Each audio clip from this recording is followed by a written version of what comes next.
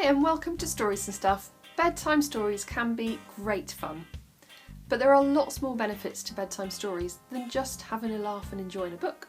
I'm going to go through the top 5 benefits with you now. The first one is social interaction. Babies and children that are read to regularly develop very strong social routines and interactions. They learn to listen and pay attention and concentrate, and then interact with their caregiver.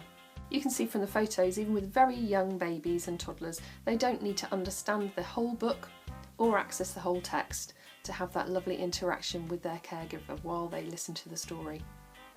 Number 2 is a bedtime routine. By reading stories to children every night, you start to get into a routine where the children know this is the end of the day now, this is the last thing we do, and then it's time to go to sleep. And a book can help them switch off and relax and start to get ready to go to sleep. So getting in the habit of reading every night is a great way to help your children's sleep patterns. We lead very busy lives and sometimes we don't have time to read a whole book.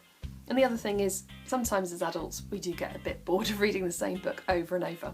It's really important for children that they get this repetition, which I'll go on to in a minute. But here's a few tips of things you can do if you really don't want to read that whole book again. First of all, you can paraphrase it and just tell a really simplified version of it. You could ask your child to tell you the story using the pictures, or you can make up a slightly different version. The Tiger Who Came to Tea was a very popular book in my house years ago, and there are 2 different endings that went down very well.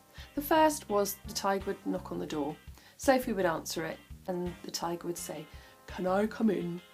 And Sophie would let him in, and he'd gobble up Mum and Sophie, and that was the end. Or the alternative version was he'd knock on the door and say, "Can I come in?" and Sophie would say, "No," and shut the door, and the end. So you can really play about with books and have a bit of a laugh with it as well. The third benefit is vocabulary development.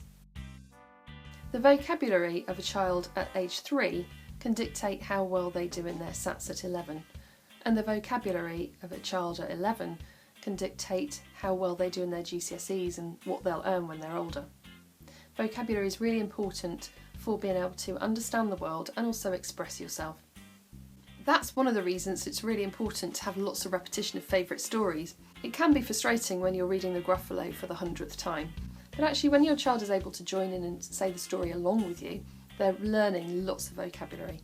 And when you come across new words in text, it's really good to talk about it with your child and then try and use it in everyday conversation afterwards. It's estimated that 70 to 80% of a child's vocabulary comes from talk and reading aloud. The fourth one is academic success. Children who are read to regularly from an early age tend to do better in school. And that's partly to do with vocabulary, but it's also to do with the fact that children are able to sit and listen and concentrate for sustained periods of time. Pi Corbett also explains that being read to develops abstract thought. As a child, most of the language you have is very concrete, very immediate. For example, there's the cup, there's the spoon, there's the bowl. But when you're read aloud to, suddenly you're required to use some imagination. You might read a story with a fairy or a giant. There's no fairy or giant there, you have to imagine it. And that allows children to think ahead, to imagine, to predict and problem solve. And this has a huge part to play in children's academic success. Finally, and arguably the most important of all, is well-being. Children who are read to regularly and who get to sit and talk about books have a much better understanding of the world and are therefore much more likely to cope with it. Regularly sharing and enjoying stories helps build a lifelong love of reading, and according to the Reading Agency, adults who read regularly for pleasure sleep better and report fewer feelings of stress and anxiety than non-readers. So building good habits with reading from an early age really does have benefits right through your life. Those are the top 5 benefits of reading regularly with your child. If you'd like any more information about those, there are links in the description below. But for me, the best thing about bedtime stories is having fun and building those lovely memories together.